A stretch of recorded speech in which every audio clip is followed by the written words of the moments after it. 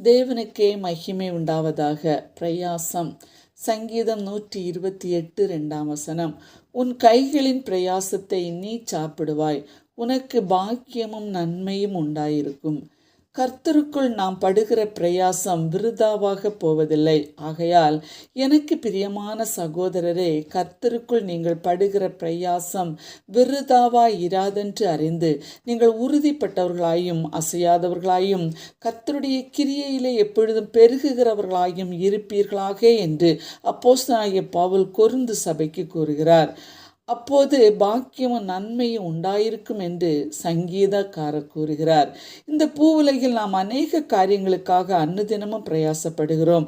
மனுஷன் படும் பிரயாசமெல்லாம் அவன் வாய்க்காகத்தானே என்று சாலமன் ஞானி கூறுகிறார். இன்று அநேகர் தங்கள் பிரயாசத்தின் பலனை பொத்தலான பயிலிடும் அனுபவத்தோடு வாழ்கின்றனர். எவ்வளவு பிரயாசப்பட்டாலும் பலன் ஒன்றுமில்லாமல் புலம்பிக் கொண்டே இருக்கின்றனர். காரணம், சுவிசேஷத்துக்காக பிரயாசப்படுகிறவர்களோ, அவரது ராஜ்யத்தின் விரிவாக்கத்திற்காக பிரயாசப்படுகிறவர்களோ, ஆத்தும ரட்சிப்புக்காக பிரயாசப்படுகிறவர்களோ மிக மிக கொஞ்சமாகவே உள்ளனர். தனது பிரயாசத்தின் கூலியை பல வகையான சிற்றின்பங்களில் பொழுதை கழிக்கிறவர்களாகவும், வாலிபர்கள் சமூக ஊடகங்களில் மூழ்கி போய் தங்களது நேரத்தை வீணடிக்கின்றனர். இன்னும் பலர் போதை வஸ்துக்களுக்கு இரையாகி சிக்கி தவிக்கின்றார்கள். எனவே பாக்கியமும் இல்லை, நன்மையும் இல்லை. பிரியரே, சங்கீதம் 128 கூறியபடி கணவன், மனைவி, பிள்ளைகள் கர்த்தருக்குள் பிரயாசப்பட்டால் நிச்சயம் பாக்கியம் உண்டு.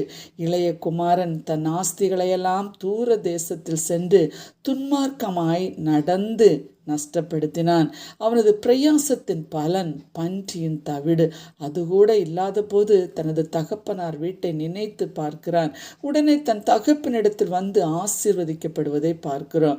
அப்போஸ்தலனாகிய பவுல் தன்னோடு ஊழியத்தில் மிகவும் பிரயாசப்பட்ட எயோதியாளையும் சிந்திகையாளையும் வாழ்த்தி அவருடைய நாமங்கள் ஜீவ புஸ்தகத்தில் இருக்கிறது என்கிறார்.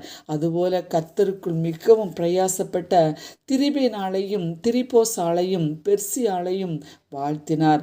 நாமும் கர்த்தருக்காக பிரயாசப்படும் போது பரலோகத்தின் தேவன் நம்மையும் வாழ்த்தி ஆசீர்வதித்து உயர்த்துவார். நம் குடும்பங்களின் பாக்கியமும் நன்மையும் உண்டாயிருக்கும். ஒப்பு கொடுப்போமா? ஆமேன்.